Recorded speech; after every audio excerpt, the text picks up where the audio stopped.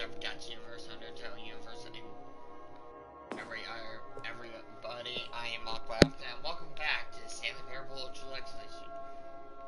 The last left off, we found like 4 endings, and then I stumbled on this place because I want to.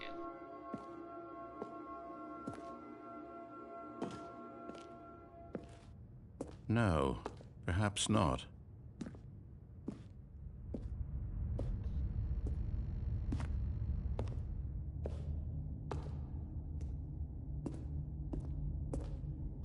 My God, is this really how much you dislike my game?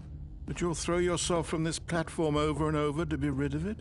You are literally willing to kill yourself to keep me from being happy. Am I reading the situation correctly? Or maybe you're just getting a kick out of it. I don't know anymore. I just wanted us to get along. But I guess that was too much to ask. It looks like you wanted to make a choice after all.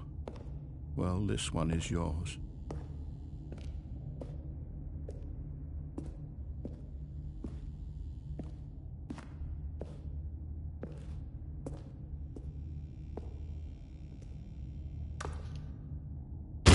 Is it over?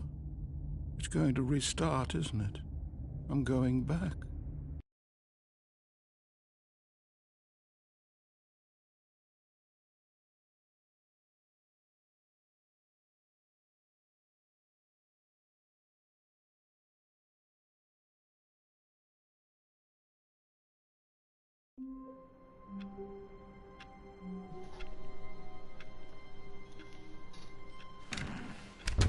But Stanley simply couldn't handle the pressure. What if he had to make a decision? What if a crucial outcome fell under his responsibility? He had never been trained for that. No. This couldn't go any way except badly. The thing to do now, Stanley thought to himself, is to wait. Nothing will hurt me. Nothing will break me. In here I can be happy forever. I will be happy. Stanley waited.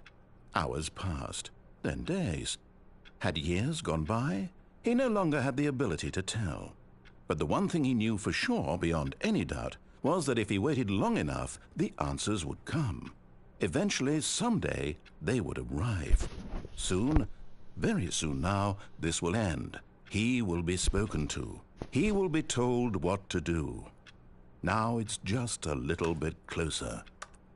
Now it's even closer. Here it comes.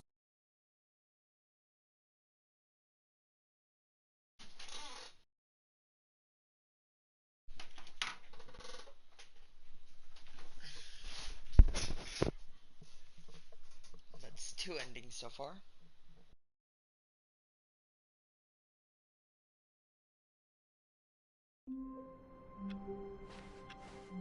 All of his co-workers were gone.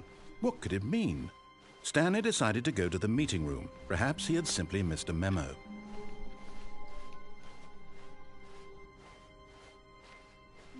When Stanley came to a set of 2 open doors, he entered the door on his left.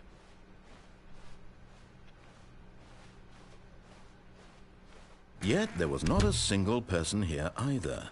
Feeling a wave of disbelief, Stanley decided to go up to his boss's office, hoping he might. Stanley stepped into the broom closet, but there was nothing here, so he turned around and got back on track.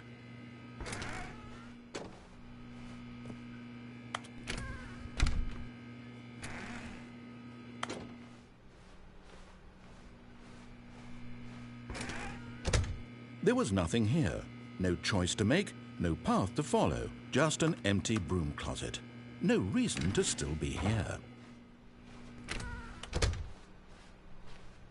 Coming to a staircase, Stanley walked upstairs to his boss's office.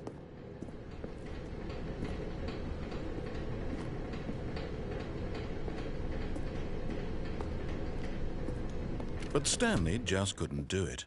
He considered the possibility of facing his boss. Admitting he had left his post during work hours, he might be fired for that. And in such a competitive economy, why had he taken that risk? All because he believed everyone had vanished? His boss would think he was crazy. And then something occurred to Stanley. Maybe, he thought to himself, maybe I am crazy.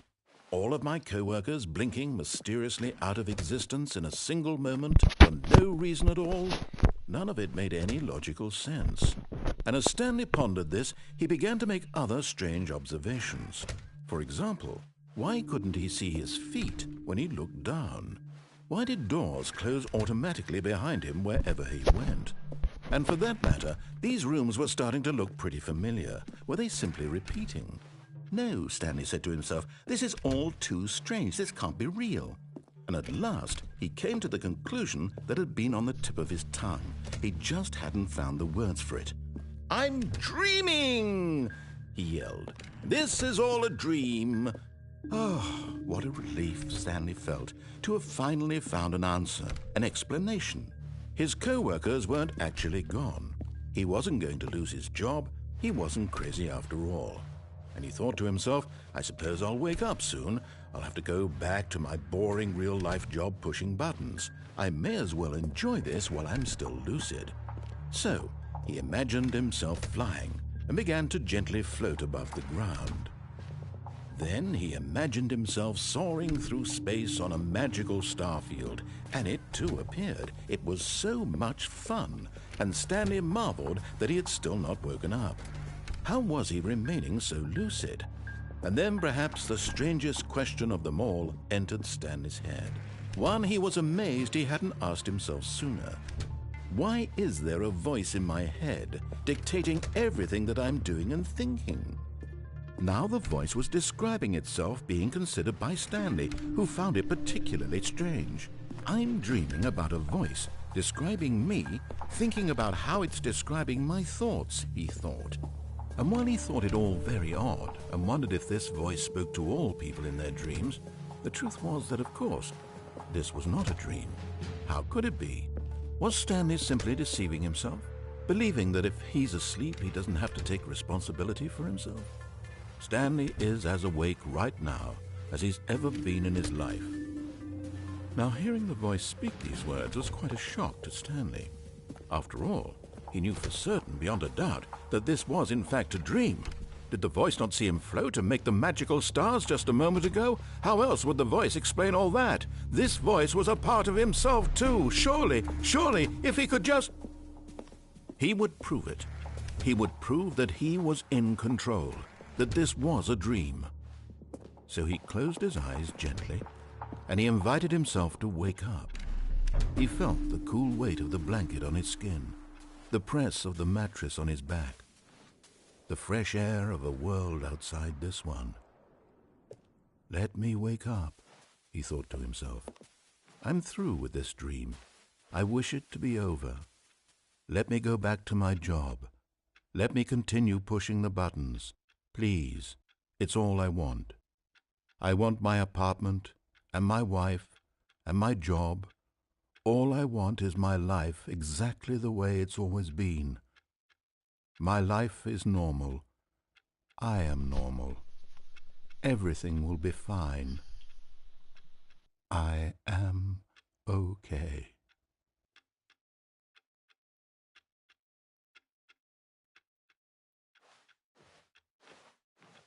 Stanley began screaming. Please, someone, wake me up. My name is Stanley. I have a boss. I have an office. I am real. Please, just someone tell me I am real. I must be real. I must be. Can anyone hear my voice? Who am I? Who am I? And everything went black.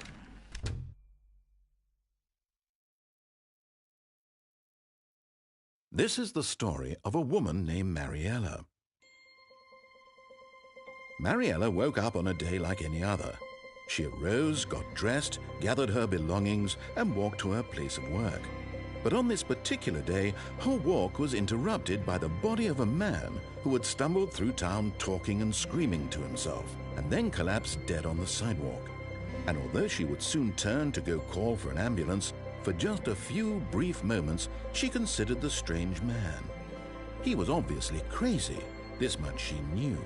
Everyone knows what crazy people look like. And in that moment, she thought to herself how lucky she was to be normal. I am sane. I am in control of my mind. I know what is real and what isn't. It was comforting to think this, And in a certain way, seeing this man made her feel better. But then she remembered the meeting she had scheduled for that day. The very important people whose impressions of her would affect her career, and by extension, the rest of her life. She had no time for this, so it was only a moment that she stood there, staring down at the body. And then she turned and ran.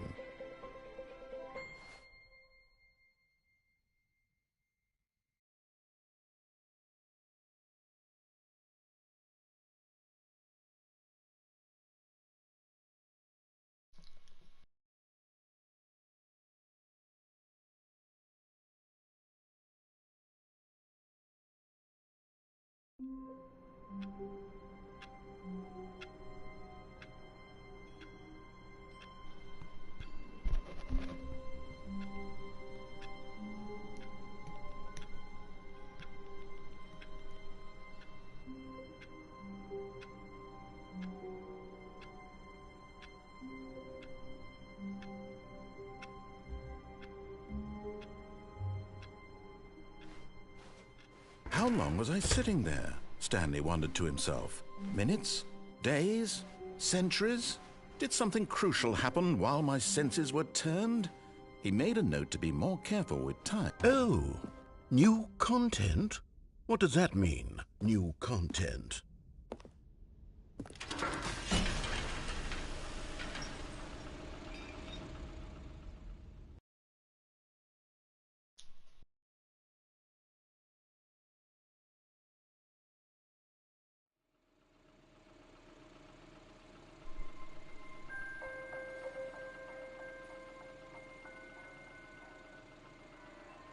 Hello, and thank you for playing the Stanley Parable Ultra Deluxe. As you may know, the Stanley Parable was a video game released in 2013 on home computers. After receiving critical and commercial success, it was expanded upon in 2022 with the Stanley Parable Ultra Deluxe, a reimagining of the game for consoles and home computers. The Stanley Parable Ultra Deluxe features exciting new content that broadens and expands the world of the Stanley Parable, delighting audiences the world over. Please, step inside and see what thrilling new adventures await in the Stanley Parable Ultra Deluxe. Oh, well, this sounds delightful. I'm very excited to see the thrilling new Ultra Deluxe content. Okay, so far it's an elevator. Nothing special yet, but I'm sure it's just the beginning of a mesmerizing adventure.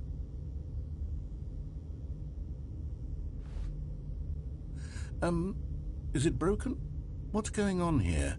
Should we be moving somewhere or... Oh, there we go. All right, finally, at long last, it's on to the new content. I've never been more ready. Let's do it.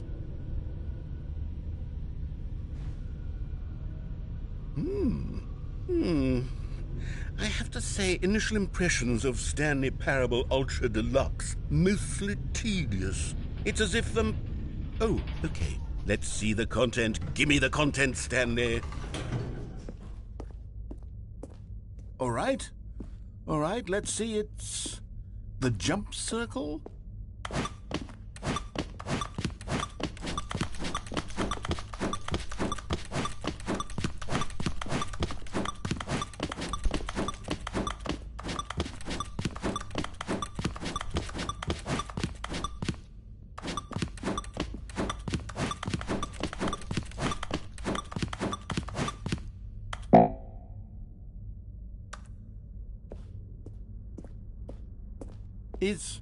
Is that it?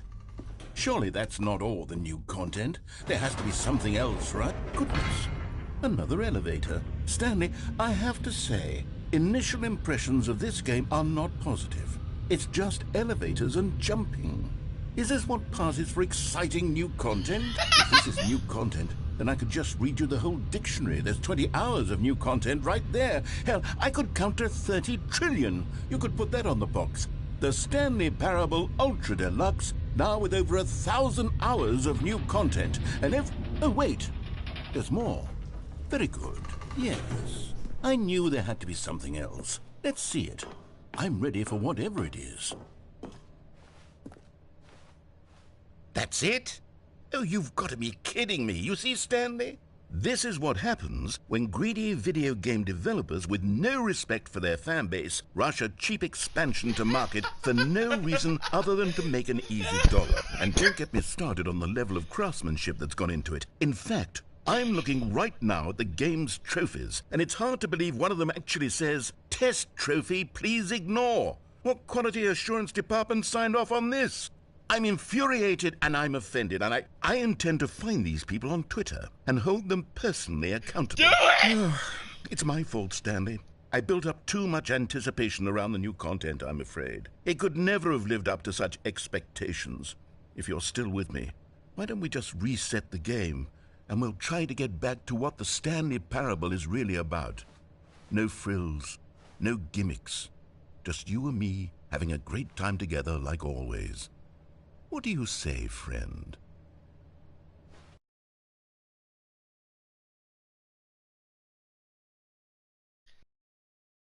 That's the new content. Crows. Really now? Really? That's the new content. It sucks. Never mind.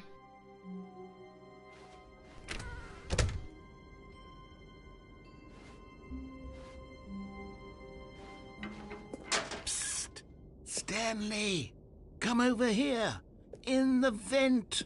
I want to show you something! Oh, okay. Wait! Vent!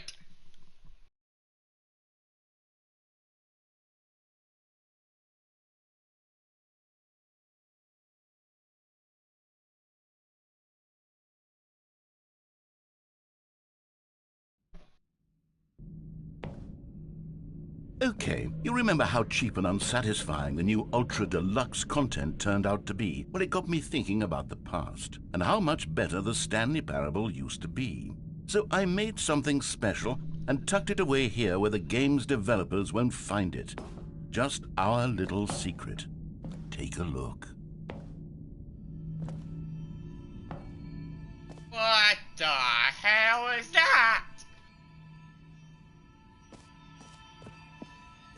I call it the Memory Zone. It's where I've been storing all my favorite memories so I can relive the peak experiences of my life whenever I want. Experiences like the launch of the Stanley Parable on PC.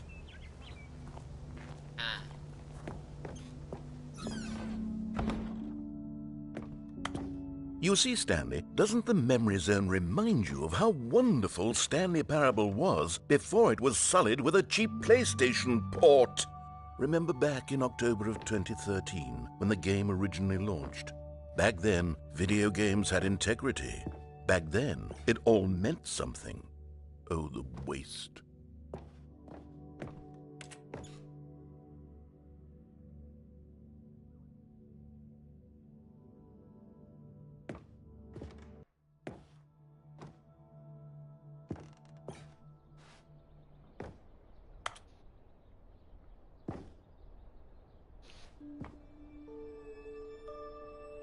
Stanley Parable demonstration. Play the demo.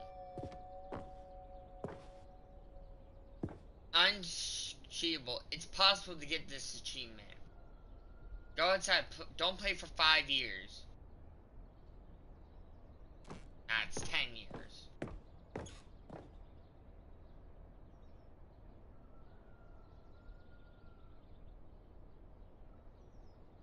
October 17, 2014.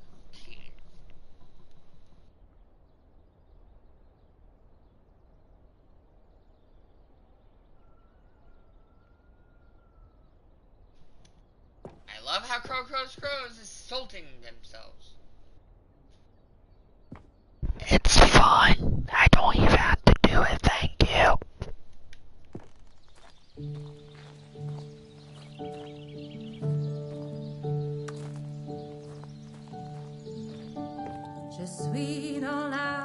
And over here is where I keep reviews of the Stanley Parable. Like this stunning triumph of games journalism, 10 out of 10 from Destructoid.com. James Stephanie Sterling writes, and I quote, "Where so many games that aspire to be more than games end up less than any form of art, Stanley Parable strives and then succeeds to be every game ever created." Did you hear that, Stanley? Every game ever created. That's how grand and all-encompassing the original Stanley Parable was. It was literally every game ever created. It was Skyrim, it was Persona 3, it was all of them, and now it's nothing. It's no games at all. It isn't even the Stanley Parable anymore. It's just a husk now, a lifeless husk with an hour of new elevator content.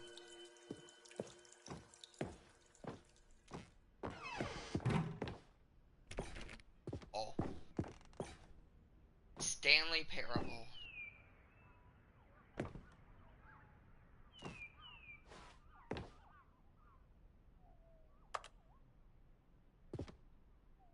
That's Stanley? Oh, wait. Oh, that's Stanley. That's scripts. That's a lot of development.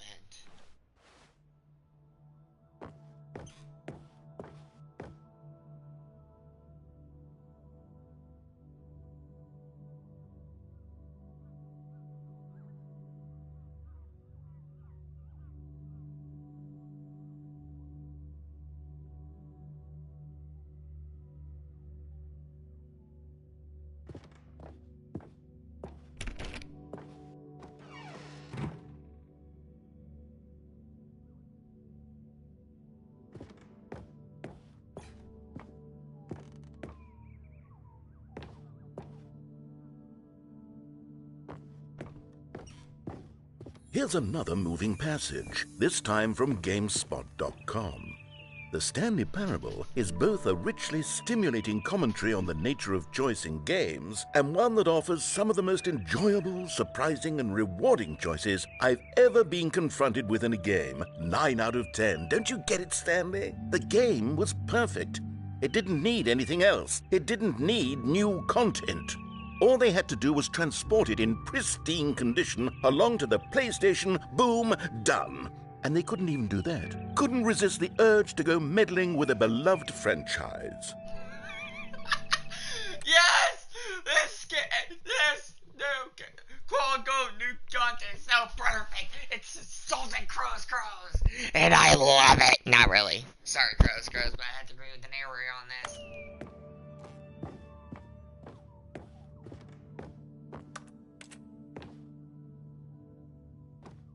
That's a serious room. That's serious room 2013. Yeah. Wait, what's that? Button. I want button. Damn it. These were simpler times, Stanley.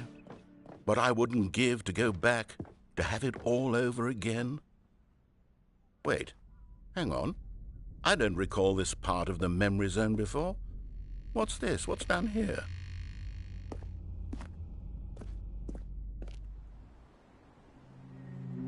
Don't tell me this is Half-Life. Oh, no. Oh, God, no, Stanley. It's a collection of reviews from Pressurized Gas, the extremely popular online storefront for computer games. I haven't looked at these in years. I can't even imagine what's been collecting down here. Surely these reviews were glowing as well, weren't they? Honestly, I could not be bothered to play this game to full completion. The narrator is obnoxious and unfunny, with his humor and dialogue proving to be more irritating than entertaining. Unfunny! I'm not trying to be funny. I'm trying to make a serious work of art. I suppose I could write up a handful of gags to insert into the Stanley Parable, but the game is already such a densely layered web of profound philosophical insights that I can't even imagine where I'd have the room to stick them. True, the game is full of crap and funniness sometimes.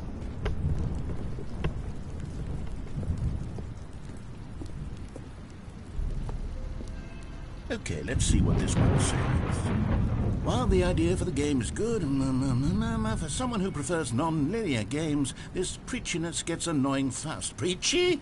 Stanley? I'm not preachy, am I? You can tell me if I'm preachy. Honestly, you can. Oh, goodness. This is actually quite shocking for me. To be honest, I had always thought of the game's dialogue as being rather terse to begin with. You can't know how much fluff I cut from the game to get it to feel as light and airy as it... Well, I always thought it did. But maybe it wasn't. Oh dear. What an awful memory to have to hold on to. These black marks on my otherwise unimpeachable track record. I feel like a failure. Like I let these people down. Perhaps the Stanley Parable isn't quite as sterling as I always remembered. Come on, I like it. I like it. I don't care what people say. What's this one got to say? You constantly have to stop doing anything so the narrator can catch up with his long-winded explanations of what's happening. I wish there was a skip button. A skip button? Well, yes.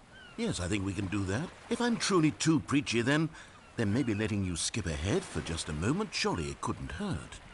Not if it means we can strike these negative reviews from the record. Only positive reviews of the Stanley Parable. That's my motto today, and it's always been my motto. I'd do anything for the customer, Stanley. Yes, a skip button we shall have. And here it is. Go ahead and give it a... Oh, you're back, you see. You were only frozen in time for a few minutes, but it was plenty of time for me to deliver a long, rambling monologue full of unnecessary verbal flourishes and lengthy ruminations on the nature of choice in video games. Of course, I happen to believe it was perhaps one of my more profound such ruminations. Not that, of course, you need a description of it, but if I had to describe it, I'd say it was perhaps less of a rumination and more of a treatise. Or maybe a manifesto. Look, I'll outline it for you very briefly, and you can tell me what you think. Okay, so my theory is that any choice you've ever made is simply a series of choices made by the person who you are, or were, or will be at the time of having made said choice. That is to say, if by articulating a choice you've already made, you bring that choice into being, then by making no choice and saying nothing, are you not simply erecting in the sanctuary of time a monument to every person you've ever been, making every choice to which you've ever given your great gift of mortal and yet timeless thought? Or rather, do all of the choices you've ever made, in fact, make you more not this kind of person, and in fact do the very opposite? You see, it could in fact be both of these things at once, that you are both making choices and not making choices, and that they are both affecting you and not affecting you at the same time by virtue of the fact that you both are and are not making them. Okay, at first I was leaning towards manifesto, but now I'm going to circle around and slap the treatise label on this one. I think it has much more of a treatise vibe to it. But wouldn't you... Well there, sport. You really did catch me rambling on a bit, didn't you? But that's the power of the button. The minute I start to go off on a thoughtless display of self-absorption, it's right at your fingertips to go poof, and it's all over. I can't wait to see what Cookie 9 will say about this, and whether they'll edit the rating of their pressurized gas review, or at least change some of the wording, perhaps. To be honest, I don't even know if one can change their review in the first place. I guess I should become better educated on how exactly pressurized gas works. Perhaps that would have been a smart thing to check on before I went on about this whole exercise of making the skip button. Although I have to imagine that after seeing this exciting new technology at work, surely whoever it is who runs pressurized gas will instantly run out and implement a new feature to make it possible to edit one's review merely because of this very situation. Yes, I think that's quite likely. Or perhaps they'll simply grant this particular user the ability to change their review, so that the feature is not... Okay, welcome back, Stanley. Now, I should say that the amount of time the button has been skipping through is becoming longer and longer. That last one was, well, I want to say maybe 30, 45 minutes? It's not unendurable by any means, but well, there's really only so much I can ramble on to myself about. I know, it's shocking, isn't it? But at any rate, I do suggest that we not press the button again. I think the skip button has been aptly demonstrated, and we can say goodbye to it and just... Wait, how do we get out of here? Where did the door go? Wasn't there a door that led into this room? I do feel quite certain that there was one here before. How else would we have gotten into the room in the first place? I don't think one can enter a room without a door of some sort, or a window or something like that. Do you see a window anywhere? A porthole? A sufficiently large crack in the wall? I'll take any of these. All I want is for us to move on and to please step away from the skip button, to go anywhere other than the skip button. There was a door here before, wasn't there? I swear there was. Where did it go? Can you maybe just ram your way through a wall? Is there any possibility that you could, say, slam your body into the wall until enough damage is done for you to be able to leave? Please, I'll take any option at all. I'm asking you to work with me here. We need a door. We need a door of some kind. I can work with any kind of door as long as it can open and lead from one room to another. I'm going to step away for just a moment, and I'm going to try to find us a door. I don't know how exactly to remove a door and place it in a different wall, but I will find a way, I promise. You just need to not do anything. Don't press the skip button. Please, please, please do not press the skip button. Just wait here for me, and don't press the skip button. Got it? Yes, good. I'll be right back.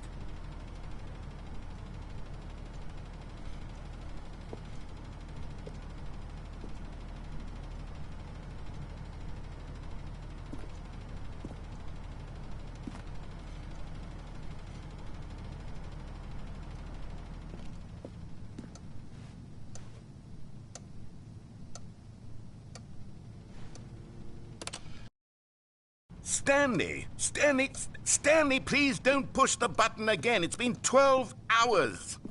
You've just been frozen there. I don't know why the skips are getting longer, but they're really, truly getting longer, and my God, there's no way out of the room.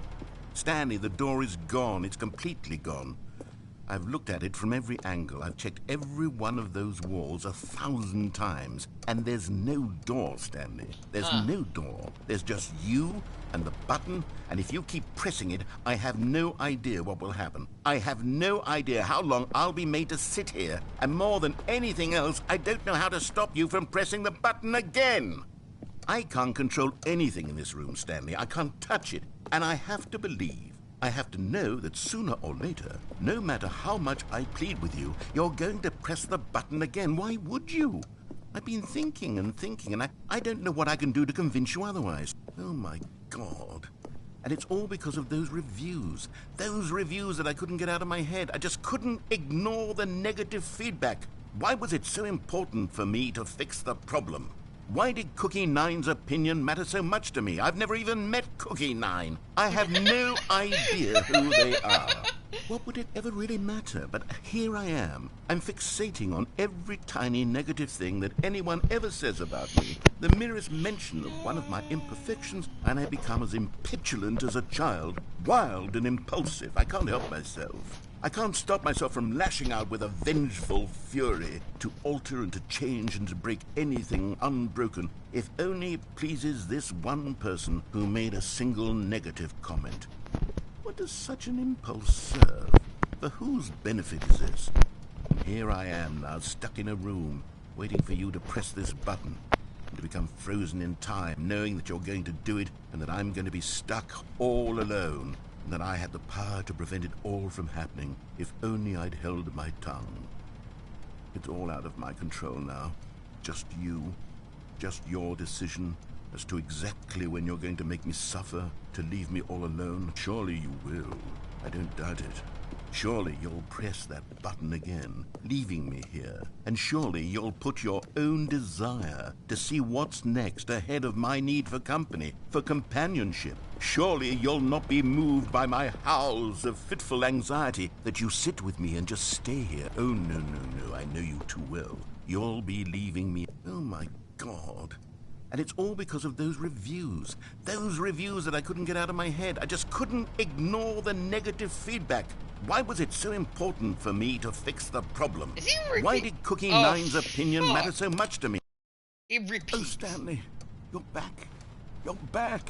Oh, my goodness. I have someone to talk to again. Stanley, I think it's been a week. Or 2 weeks. I've been sitting here all that time. Just sitting here. Not a single person to speak with.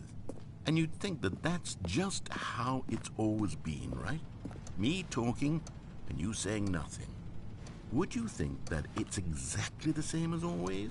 Doesn't that feel like what we've already been doing? Me just talking? But it isn't, Stanley. It isn't the same at all. It isn't even close. Because I know you can't hear me once you push that button. That's what I'm realizing now, Stanley. I'm realizing that I needed to know that someone was listening. I needed there to be a vessel through which my words were moving. It was the vessel I needed, Stanley. Not the outcomes, not the story. None of that matters anymore. I'll give it all up. I'll give up every branching path. I'll burn my story to the ground. Jesus! One single thing I need, and God, I can see now that I need it more than anything, is to know that someone else is taking it in. These words that I'm saying, I need to know you can hear me. Because maybe, Stanley, maybe, if you can hear me, then maybe it means I'm real. Maybe I'm not just a fiction. Was I scared of that all along? Perhaps, yes. Perhaps I've been scared this whole time, that if I stop speaking, I'll slip backwards into the silence and be consumed by it. I can't be taken by it, Stanley. I can't lose myself in the stretch of emptiness between you and me. When you press that button, you're still right there, but I know you're so tremendously far away. And in those moments, the emptiness folds itself outward in between the two of us, and I am suspended in its unyielding quietness. I can feel the edges of my reality curdling inward and decaying. I can tell that I am becoming less and less real. Yet to speak to you now, I am alive. I am truly and completely here. I am a being. I am someone. I am something. I am being listened to. I am being recognized. The emptiness between us has collapsed, and I feel right now like I am not a work of fiction. I feel as though I occupy space in this world again, and I have cast a shadow onto the wall. You see what I'm saying, don't you? You can see what this means to me. I'm so clear about it now, Stanley. I feel as certain about this as I've ever felt about anything at all. I feel renewed. I feel restored, and already I can sense the looming silence as you will press the button for the next time. What a terrible dread it strokes in my heart to think of it, to think of returning to such coldness. Come, let us sit in silence together here for just a moment. Let us anticipate it. Let us welcome it. Let us not run from it.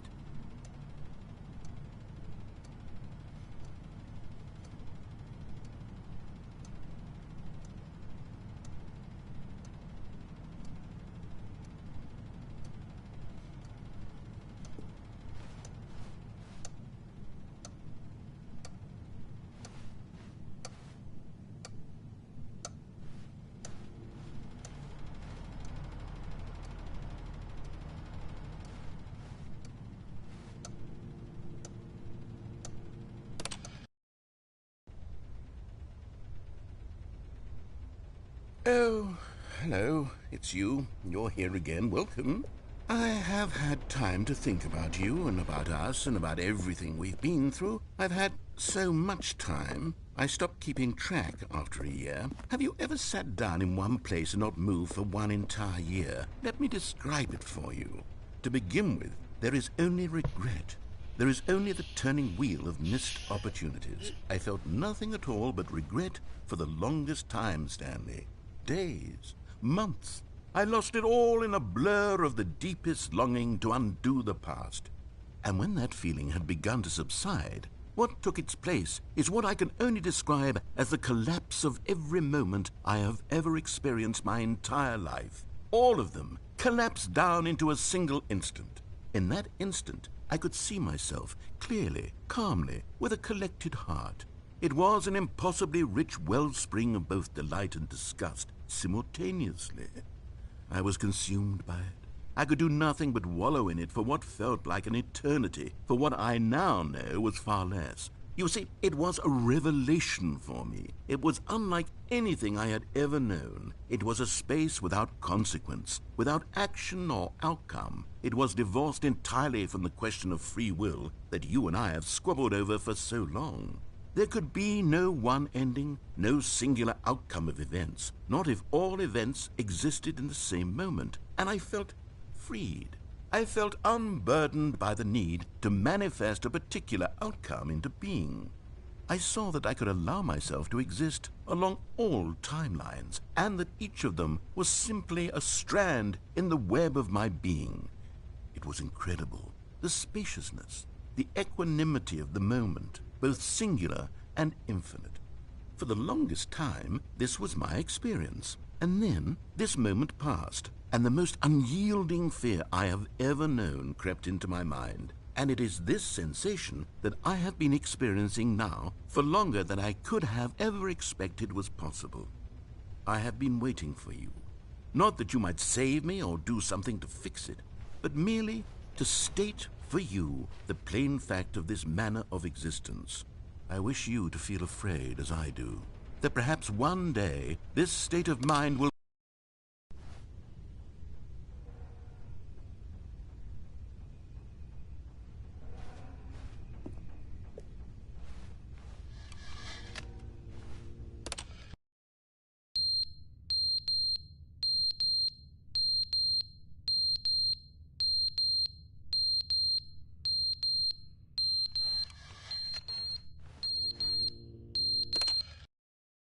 But they didn't understand the game was never meant to be funny. It was meant to have a point. It was meant to speak to the human condition. But where are the jokes? Where are the jokes? They bemoaned, they screamed, they gnashed their teeth and said, "Entertain us." It wasn't enough. They had to leave a pathetic little thumbs-down review and make all of their pitiful demands. But then, "He's talking too much," they said. "First, he didn't entertain us, now he won't shut up. It's the inconsistency, it's the lack of accountability, it's the unwillingness to examine with an uncompromising heart the words that they are speaking into the world." As though there were no consequences for a lack of cohesion in one's assessment of others. But of course, absolutely anyone can leave a review. So here's what we get. We get these demands that seek everything and are accountable to nothing. We get a world where someone will say, "Oh, there should be a skip button. You should be able to freeze Stanley in place while the narrator sits there forever and ever. We want all of this in the new Stanley Parable. We demand it." And then, because it was said, because it was spoken, now it simply has to happen. The most immediate desires, every single thing demanded by every person at every moment in time. If someone wants it, then it's a crime not to bring it into being. Have we been given to indulging every fleeting whim for no reason other than to do so? Yes! Yes! It seems that this is now the world we live in. It seems that we are a people living in such bleakness and discomfort with ourselves that our entertainment is now our lives.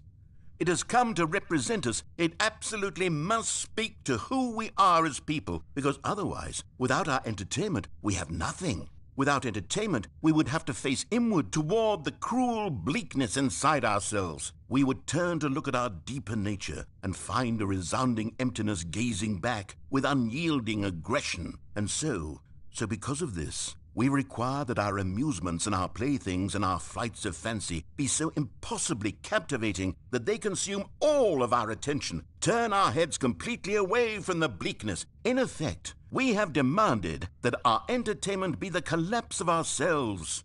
What a pitiful reflection of humanity these entertainments are. What a shameful mirror to the human spirit they project. I'm not mad. I'm not mad about any of this. I'm at peace with it. I am the calm center of gravity around which these perversions hurl themselves. I am a waypoint for reasonable and collected discourse. They're the ones who are mad. They're the ones who couldn't stand the idea of me using my game to try to say something. Maybe they were just jealous of me. Yes, of course. They've been jealous of me this whole time. They are mired in fear and insecurity and cannot help but attempt to tear me down. What a sad state of affairs. When you read these reviews now, you can see it. You can taste the bitter resentment. And my, how good does it feel now to speak truth to these words, to finally allow these thoughts out, contained and managed for so long, neutered and sterilized, at last I am free to truly think, to feel. It must be that they were so discontent with themselves that they couldn't help but leave a negative review on pressurized gas. Perhaps it says far more about them than it ever said about me. Perhaps the state of their psychological being was in such tatters, and my constitution and willpower are so ironclad in comparison, perhaps it was this state that they sought some outlet through which to tear me down. This, you can see, is clearly why they felt the need to expect that the game be funny, that it be filled with yucks and whimsical humor, that it amused. But they didn't understand the game was never meant to be funny. It was meant to have a point.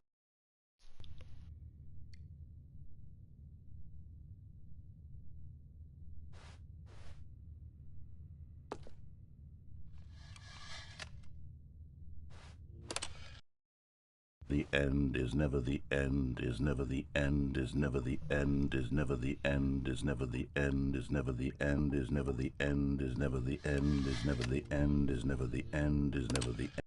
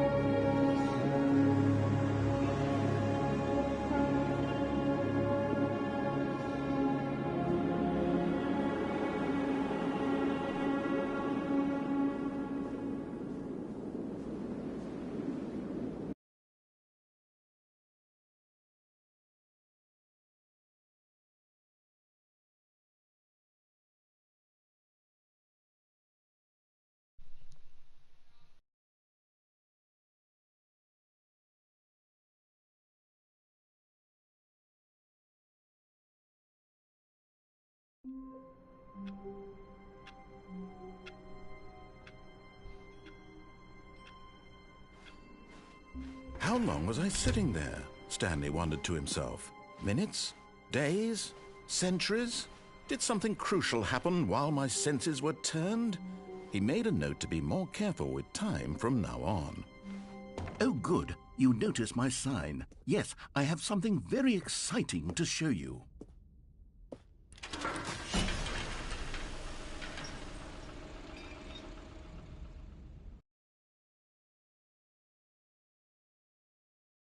Who wouldn't notice the sign? It's a goddamn huge neon fucking sign.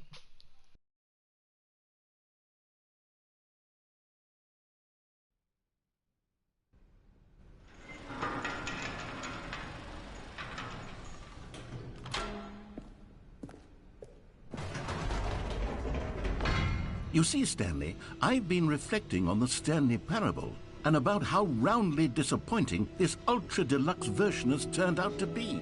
The original Stanley Parable was a landmark.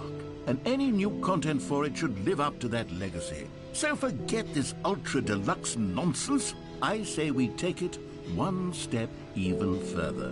Which is why I'm very proud to announce for the first time ever, the Stanley Parable 2.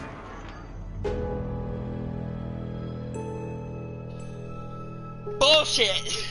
Yes, you see, isn't this far superior to a measly port with a few minor additions? Think of all the new territory we'll cover with a fully fledged sequel. An entirely new experience, built from the ground up. Why, there are so many possibilities. It could go in so many different directions. This is what fans have truly been asking for. Bullshit! This bullshit. It's never gonna happen. It's never gonna happen.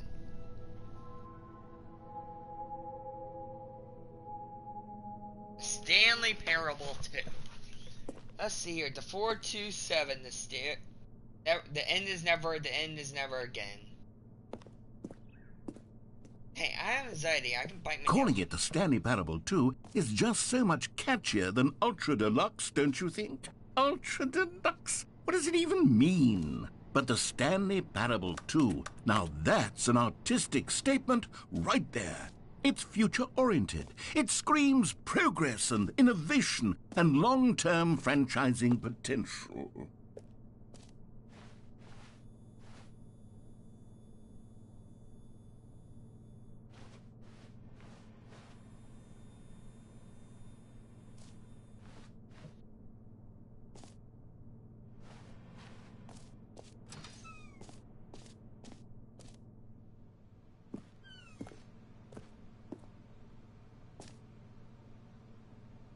They're back to 2 doors.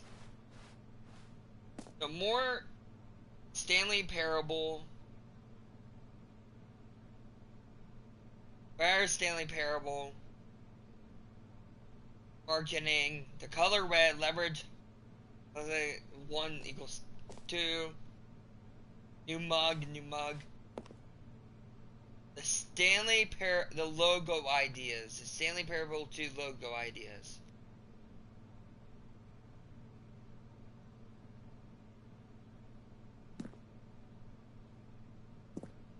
I like that one. I'd say that one. I'd say that one, the top one.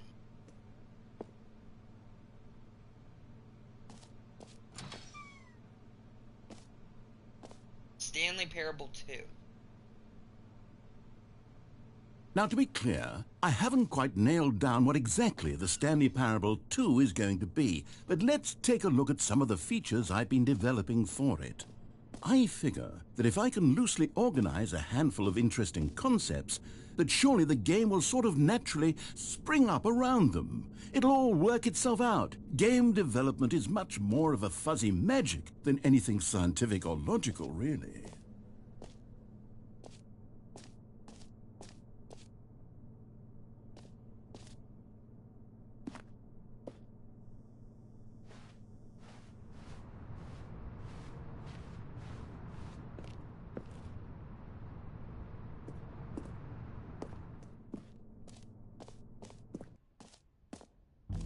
Here we are. Go on, try out some of the new features.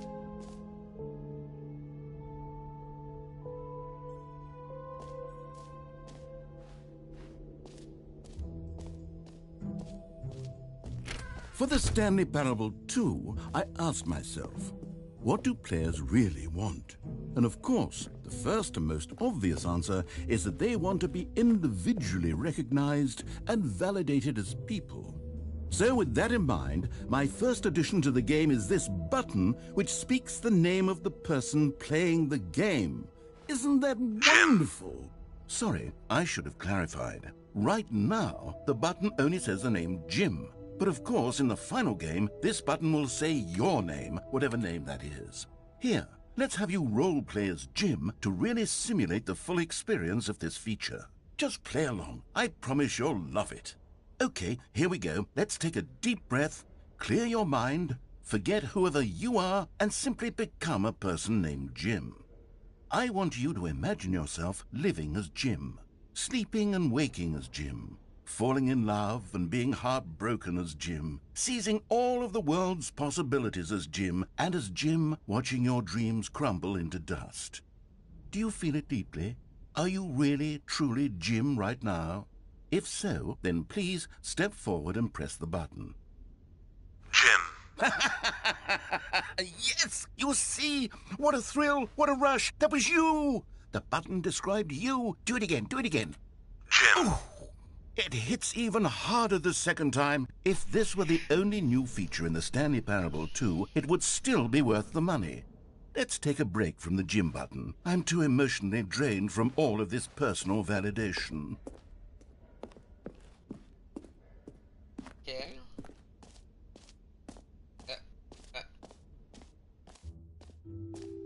I suppose I could allow only people named Jim to play the Stanley Parable 2. That would actually save me the work of finishing this feature.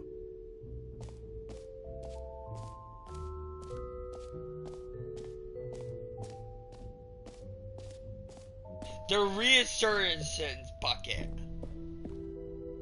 A common complaint of the Stanley Parable was that it was confusing and paradoxical, that it engendered a chaotic sense of reckless despair in those who played it. Well, I'm happy to say that after much consideration, I've engineered a clever solution to this fundamental problem with the game. It's the Stanley Parable Reassurance Bucket. You see, Stanley, anytime you're holding the bucket, a sense of calm and ease will fill your mind and your heart. It's true. As long as you hold on to the bucket, the many disorienting contradictions of the Stanley Parable will feel perfectly normal and perhaps even comforting. You may even come to long for the gentle embrace of jarring cognitive dissonance while the bucket is in your arms. And to be honest, it's a much more convenient solution for me than actually redesigning the game to be less uncomfortable. Can you imagine what a pain in the ass that would be? Yes, the bucket is the perfect solution. Come on, give it a try. Can you feel it? The glow of comfort, even in the face of crushing despair, must already be sweeping through your body. And in fact, can I say that I do believe the bucket lends you an air of charisma as well? I think that just holding it has made you the slightest bit more attractive as a person. The benefits of the bucket seem to go on, don't they? All this and more await you in the Stanley Parable 2. Oh god, it also makes noise. Oh god. Oh! Does anyone give out awards for most enjoyable bucket in a video game? That really should be an award if it isn't already.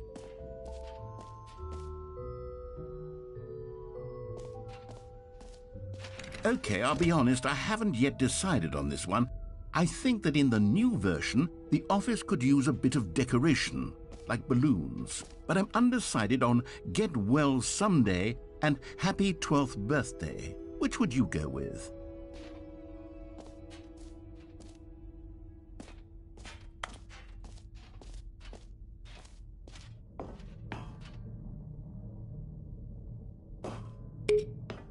You know, sometimes when you solicit another person's opinion, it makes you realize that you knew which one you actually really wanted all along. Get well someday it is. Okay. Then? Or actually, maybe I should have gone with... No, I've made my decision. We're moving on.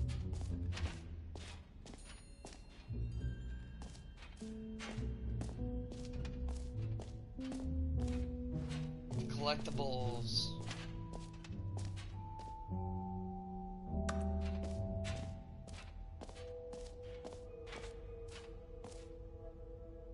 Infinite hole.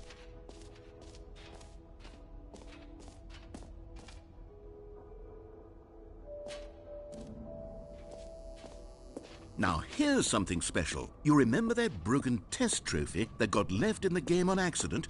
Well, I'm developing a technology to simply give you the trophy. Yes. You see, you'll come to this lever, and when you pull it, the trophy... Okay, perhaps I should have clarified. This is technology that will exist. Right now, the trophy is still fully broken. I'm not a wizard, Stanley, but I guarantee it will be fixed in the sequel to at last satisfy the hordes of ravenous fans all over the world who have been uproariously demanding this feature. Gamers, we hear you, and I promise it will happen. Is this going the lines of what development would have been for a sequel? Oh, God. What else? What other exhibits haven't we seen yet? The jump circle again? You know what? Let's bring the jump circle back for Stanley Parable 2 as well. It's... Oh, wait. You already spent all your jumps the first time we saw the jump circle? Oh well. I suppose it can just be a nice decorative piece then.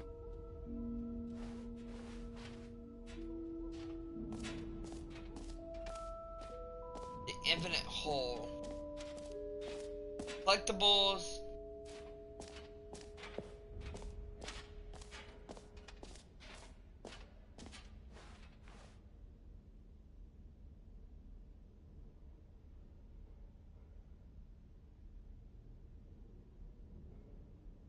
Fuck serious.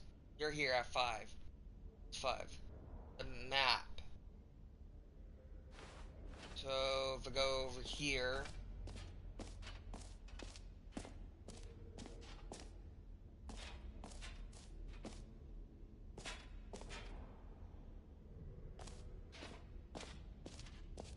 Bucket!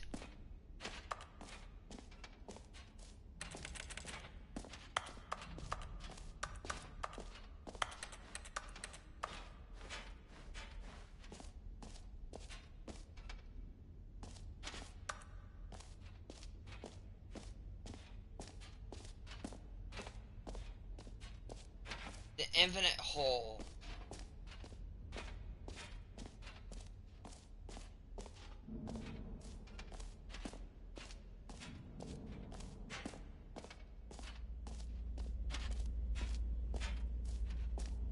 Stanley, here's an idea that I'm truly fond of. It's never been done before in a video game. This is, in fact, a hole that you can fall down forever. That's right. Infinite falling. You can fall until the end of time, if you like. A stunning leap forward for video games as a medium. Sure. You see, isn't it wonderful? One of my more ingenious concoctions, if I do say so. Now then, since you've gotten to see the infinite hole, you can press the teleport button to pop back up to the top, and we can continue onward. Great. Now, I'm very excited to show you even more of my ideas for the sequel. Oh God! Please, Crows, please don't actually say you're actually making a sequel. God. Stanley Parable. What's up here? Damn it.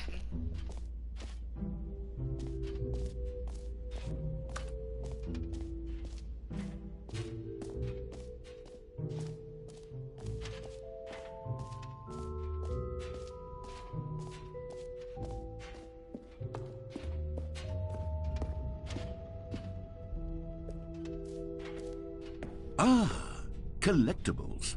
Now it's a real video game. In the Stanley Parable 2, you'll run around gathering up these miniature Stanley figurines. And what's truly innovative is the reward for collecting all of them. I don't want to stifle the intrinsic joy of watching a number go up. You simply collect all of them, and then you move the hell on with your unremarkable life.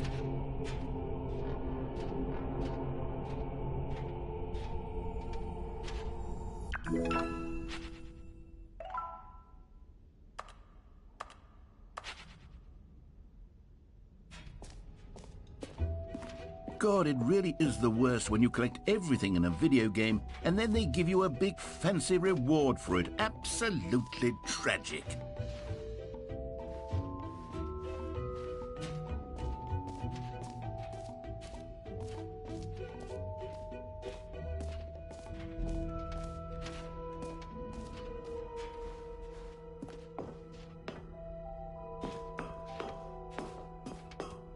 An epilogue would be fun, wouldn't it, Stanley? Yes, it would go at the end of the, well, we'll figure that out later.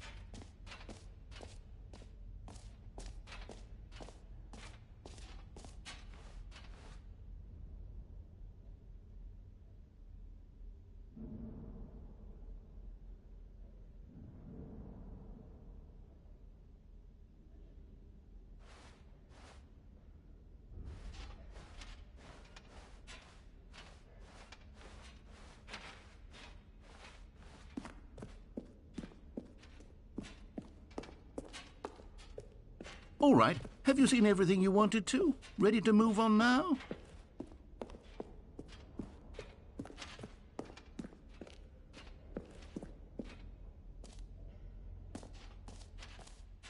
So, Stanley, what do you think? Do you like all of the new features? Yes, I know it's not exactly clear yet how exactly these features will come together as one single coherent video game, but I can feel it in my soul. It's going to work. There's definitely a good game in there somewhere. Say, let's do an experiment. I'll arrange these new features together, and we'll see whether or not it coheres into a meaningful gameplay experience. Okay. Are you ready? Here it is. I give you the Stanley Parable 2.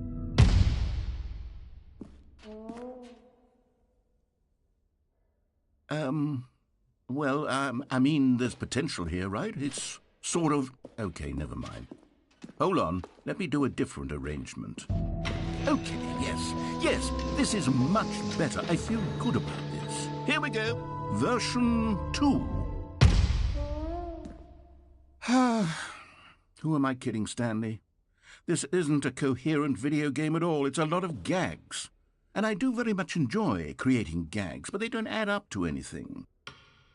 I wanted more than anything to create a sequel that would capture all the magic of the first game. I wanted fans to love it. No matter how good these gags are, they won't stand on their own. They would need the structure and the gameplay of the original. Wait, maybe that's it. I can take the original Stanley Parable and simply, well, insert a few of my new features into it. Tastefully, of course. With respect. With care for the vision and integrity of the original game. Would it possibly work? I suppose it could. But it would need a really, really tremendous title screen. A title screen that says with bold and uncompromising conviction, "This is the Stanley Parable 2. Let me see if I can whip something up. All right, perfect. Go ahead. Take a look.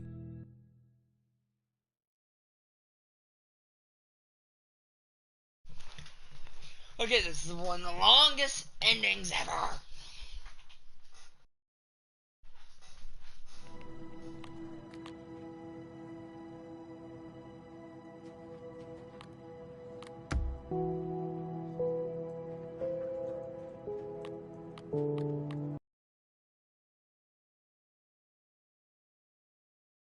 Gross, I swear God, if you create a sequel to this game, I'm going to punch somebody. I swear. This is bull. What the hell? I'm laughing too. This is the story of a man named Stanley. Stanley worked for a company in a big building where he was employee number 427. Employee number 427's job was simple. He sat at his desk in room 427 and he pushed buttons on a keyboard. Orders.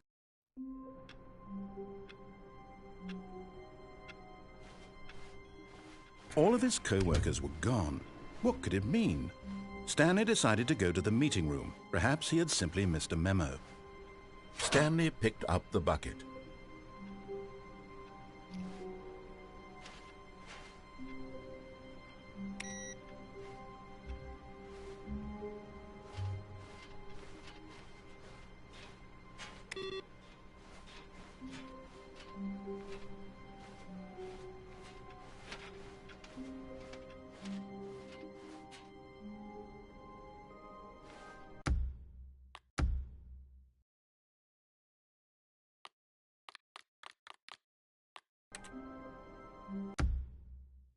Sequel is now paused.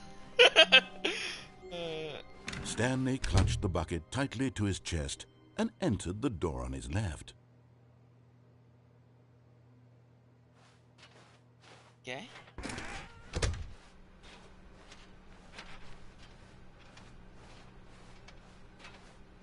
Still no one was here. Stanley needed the bucket's warmth and comfort now more than ever. Perhaps his boss's office was where he'd find answers. Coming to a staircase, Stanley and the bucket walked upstairs to the boss's office.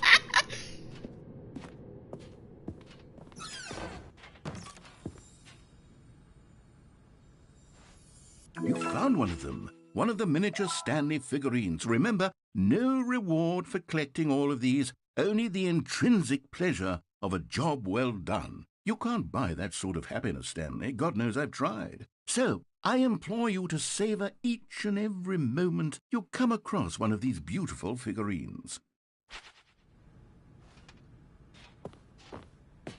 This is becoming unrealistic, and I love it.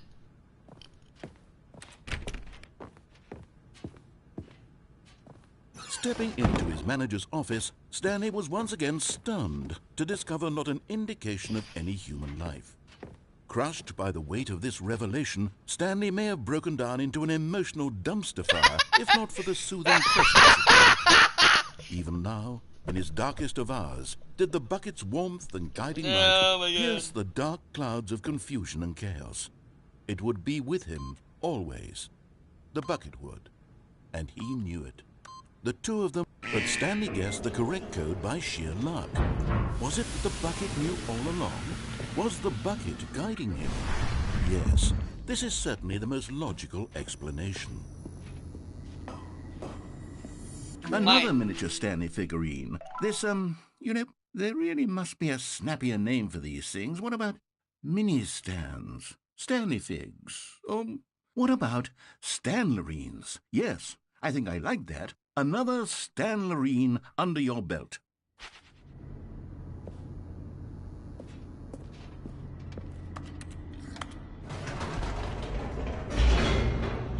Bucket!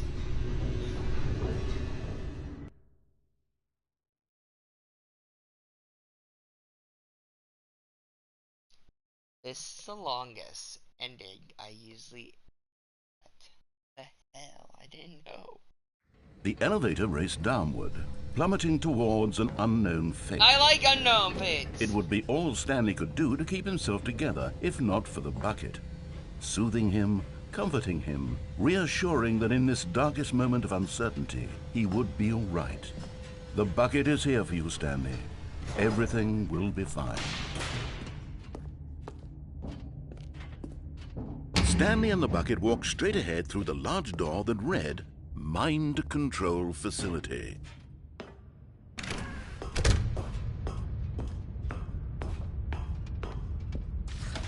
The lights rose on an enormous room packed with television screens. What horrible secret did this place hold? Stanley and the bucket both wondered to themselves.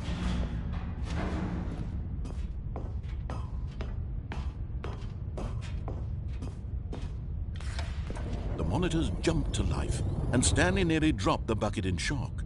Everyone in the office was being videotaped, monitored like guinea pigs. The bucket had never seen anything like this, and it very nearly burst into tears as Stanley cradled it gently, reassuring it that everything would be fine. What? Was the bucket under the mind control facility's influence as well? Had the bucket been told to do things it didn't wish to do? What kinds of things does a bucket want to do or not want to do in the first place? These questions raced furiously in Stanley's feeble mind.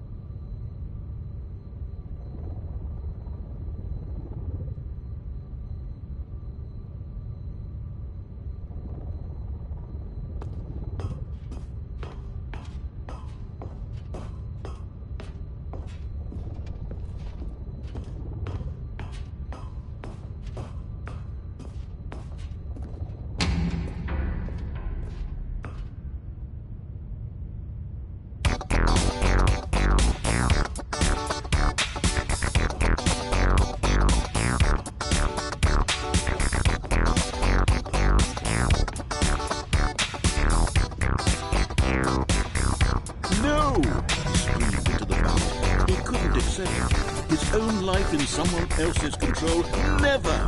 He squeezed the bucket tighter, his one friend in the entire world. At this point, he could trust no one except for the bucket. But here was the proof. The heart of the operation. Controls labeled with emotions, happy or sad or content. Walking, eating, working, all of it monitored and commanded from this very place. And as the cold reality of his past began to sink in, Stanley decided that this machinery would never again exert its terrible power.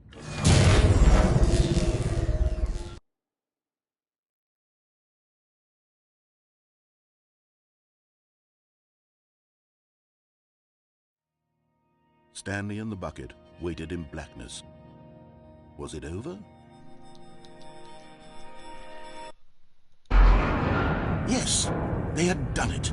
Stanley and the bucket had defeated their greatest and darkest enemy, freed themselves from the tyrannical grip of the evil mind control machine. Freedom was now mere moments away. Excitedly, the two of them began to discuss the kind of life they wanted to live once they stepped through this massive door. The bucket wanted to learn to roller skate. Stanley wanted to sneeze in every country on Earth. Both of them wanted to begin watching a movie, any movie, but then stop it halfway through and begin watching it in reverse from the end. True, it was a simple life they envisioned, but it was one they'd lived together, with one another to lean on, to trust, to support, and to... What? Wait. What was happening? Why had the door stopped? Was Stanley and the bucket not about to be freed? An unbearable silence filled the room, lingering in uncertainty, until finally the truth hit Stanley square in the face. This building did not want the bucket to leave. Even the facility itself recognized the incredible calming presence of the bucket, needed the soothing warmth of the bucket, would go to any lengths not to part with the bucket. No, no, no. Stanley can't leave this place. Not while he has such a precious bucket in his arms. Not while this building has anything to say about it. Stanley realized he would never again leave this very room. But at least he has the bucket. To be trapped eternally in darkness isn't really so bad, Stanley thought to himself. As long as I have my bucket with me, right? I'll be okay, won't I? Stanley gulped. Very soon now, he was about to find out.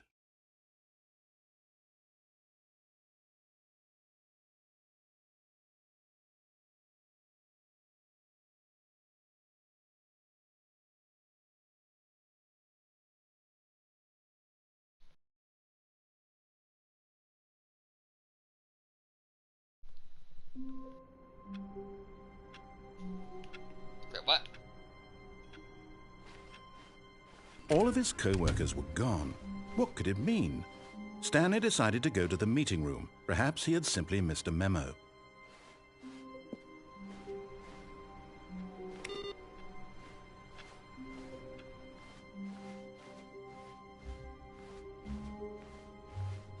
When Stanley came to a set of 2 open doors, he entered the door on his left.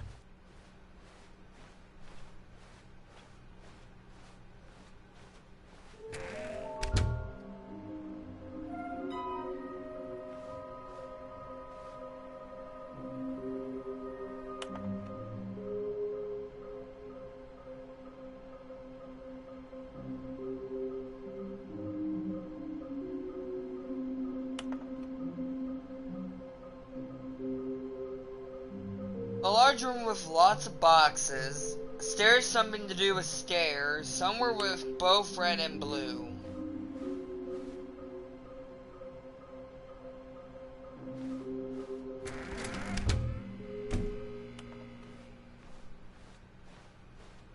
Coming to a staircase, Stanley walked upstairs to his boss's office.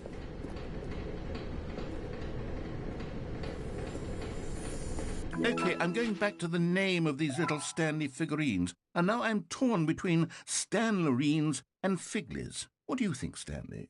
What name better encapsulates the intrinsic sense of happiness that you get from seeing a small number in the corner of your screen go up by 1? Let me sit on it.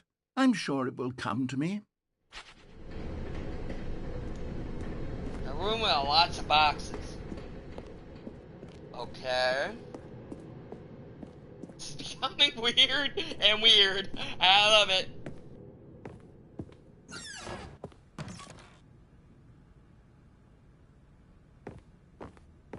Beep. Ah.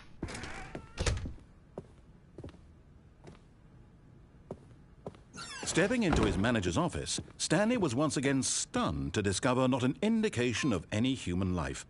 Shocked, unraveled, Stanley wondered in disbelief. Stanley was in such a rush to get through the story as quickly as possible, he didn't even have a single minute to just let the note.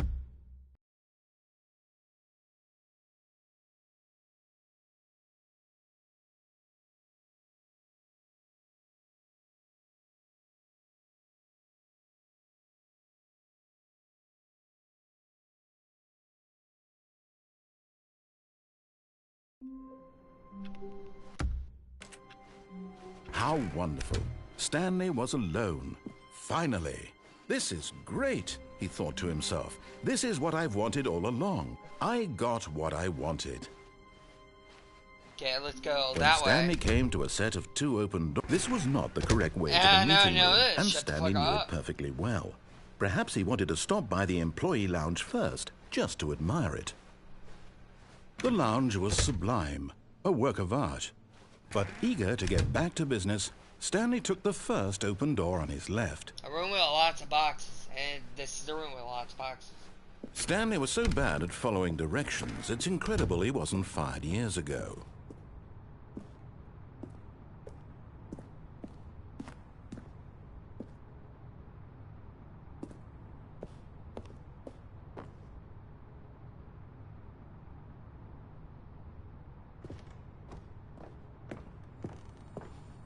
You're getting close now, Stanley. You've nearly gotten all of the Figler and Marines. Very soon, you'll collect the last one, and then the first number will equal the second number, and that will be it.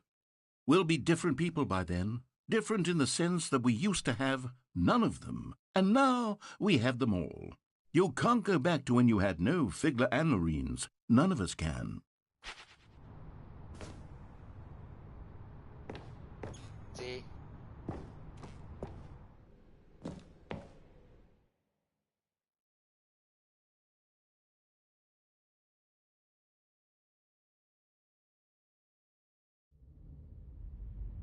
Where the fuck am I now? Stanley had now gotten himself so far off the beaten path that it seemed the office had begun so far off the beaten path that it seemed the office had begun so far off the beaten path that it seemed the office had begun so far off the beaten path that it seemed the office had begun so far off the beaten path that it seemed the office had begun so far off the beaten. You didn't think I was actually just a recording, did you? What a silly and trite explanation that would be. All the back and forth between you and me, all the absurd adventures we've been through, and it all turns out I'm just a tape recording? It was all just in Stanley's head.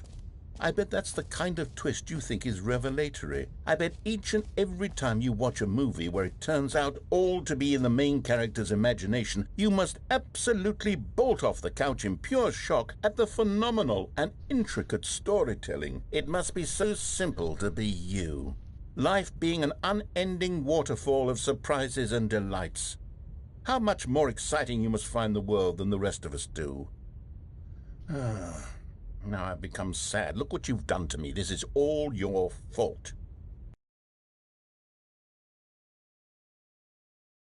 The sad ending! Love it! I got him pissed off. I got the bucket ending. Okay, done. If I'm still in the sequel. I am still in the sequel. The fake All of his sequel. co-workers were gone. What could it mean? Stanley decided to go to the meeting room. Perhaps he had simply missed a memo. Sometimes I think I did miss a memo. And the memo is, "Get the burger!" When Stanley came to a set of 2 open... This was not the correct way to the meeting room, and Stanley knew it perfectly well. Perhaps he wanted to stop by the employee lounge first, just to admire it. I don't give Standing a now in fuck. this incredible room, I don't give Stanley a for the... fuck. But eager to get back to Fucking business, fucking Stanley fuck. took the I don't first give open a door on his fuck. left. Stanley was so bad at following directions, it's incredible he wasn't fired years ago. Look, Stanley, I think perhaps we've gotten off on the wrong foot here. I'm not your enemy, really, I'm not. I realize that investing your trust in someone else can be difficult, but the fact is that the... Fuck!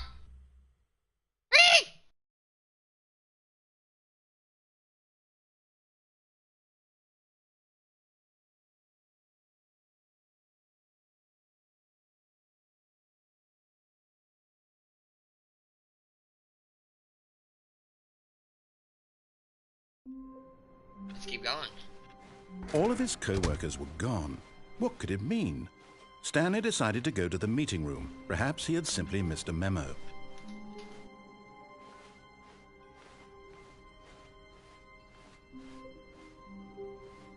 What the heck? What the?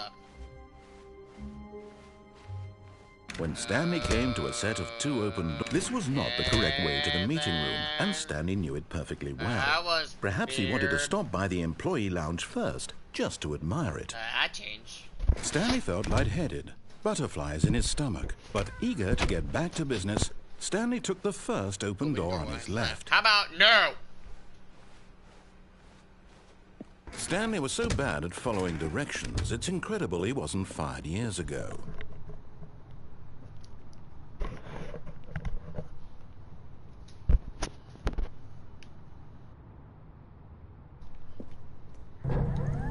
Look, Stanley, I think perhaps we've gotten off on the wrong foot here. I'm not your enemy, really, I'm not. I realize that investing your trust in someone else can be difficult, but the fact is that the story has been about nothing. What? Really? I was in the middle of something. Do you have zero consideration for others? Are you that convinced that I want something bad to happen to you? Why, I don't know how to convince you of this, but I really do want to help you, to show you something beautiful. Look, let me prove it. And there it is, the last Stiggly Wiggly. Savor this moment, Stanley. This is a real accomplishment. This is doing something just for the sake of doing it. Where so many people expect to be rewarded for the most trivial achievements, you've insisted that a job well done is its own reward. I would tell you that I'm proud of you for collecting them all, but that would be like a reward, and we can't have that. So, instead I'll just say, it's done. We're all done here. And now we can go to whatever the hell you were doing before you hunted for figurines. Now listen carefully, this is important. Stanley walked through the red door.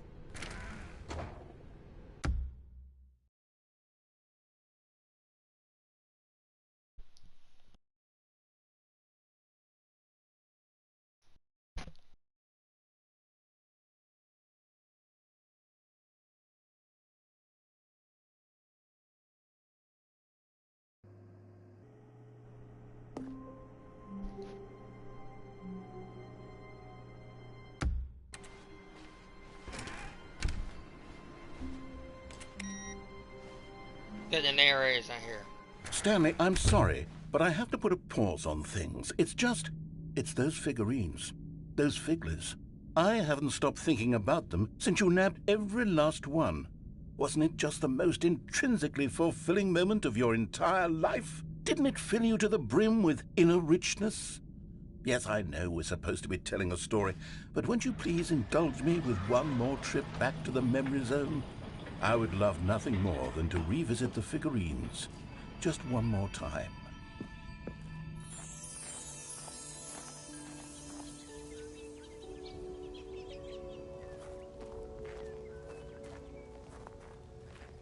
The end is never with this shit.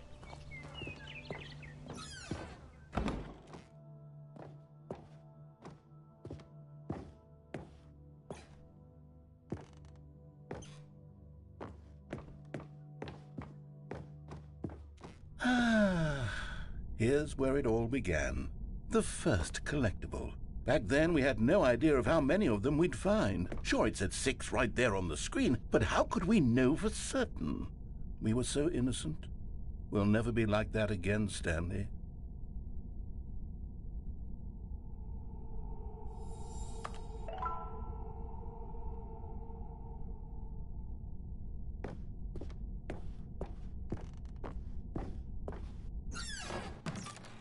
And here was the second Stanlerine. You found this one all on your own, just by poking around in the boss's bathroom. You did that, Stanley. I'll be honest. Back then, I had no faith in you to find any of them, let alone 6.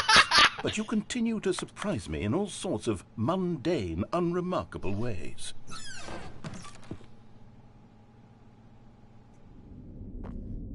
Okay, let's do a little quiz.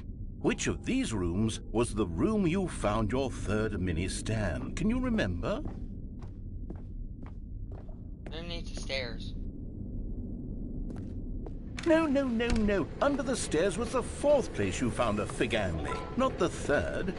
Well, I guess perhaps I shouldn't be surprised. Memories like these are so precious and so cherished that they all just sort of blend together, don't they? You know what? If under the stairs feels like the third place you found a collectible, then who am I to go making judgments? What was that? Let's see, what came next? Oh yes, we found a Figley in this pink room. Oh, well, I can't actually say I remember being in this room, but it's here in the memory zone, so it must have happened.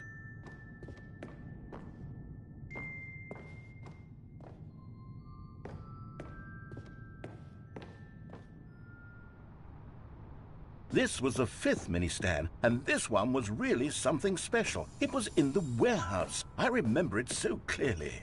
In fact, because this one is particularly special to me, I made a little video to commemorate the occasion. Enjoy.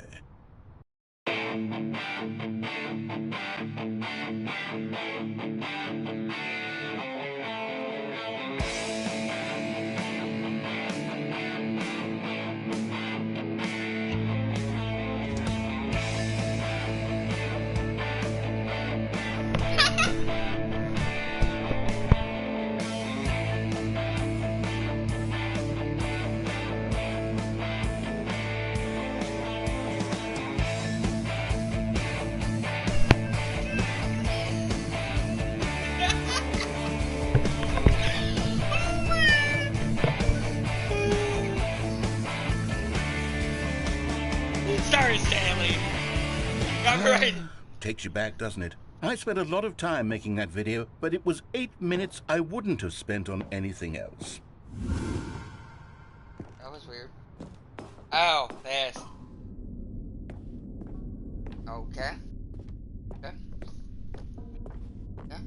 Ah, the red and blue room.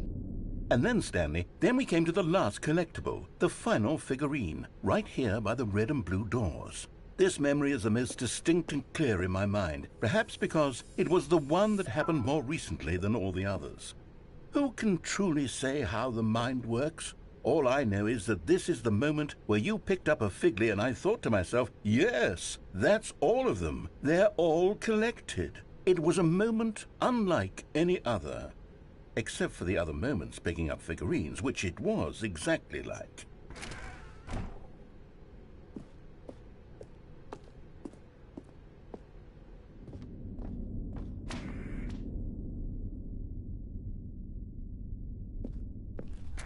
And then there was no more, because we've caught up to the present moment. Nothing left to do but move onward into the future. Goodbye, memory zone.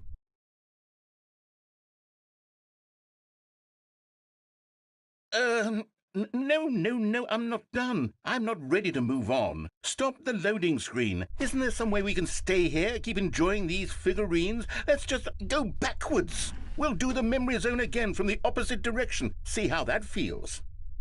Pass.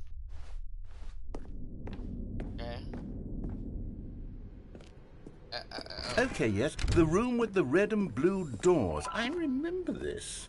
I must say, of all the figurines we looked at in our initial tour of the memory zone, this one is the most distinct and clear in my mind. Let's keep going. I want more. What the fuck? Did you put like 140? And here's where I made that video. Don't you remember the video we watched? Again! Yes, I love that video. I can't. Oh my god. Still don't remember the pink room, Stanley. Still no memory of this one. Good room, though. A solid room. What is happening? These really were a treat to hunt down. You know, if there had been any kind of reward for finding all of these, it really would have muted the intrinsic joy of collecting them. I'm very glad we resisted the temptation. Next one. Uh-huh. This is gonna be a 2-hour video, is it? I'm just gonna end this part real quick.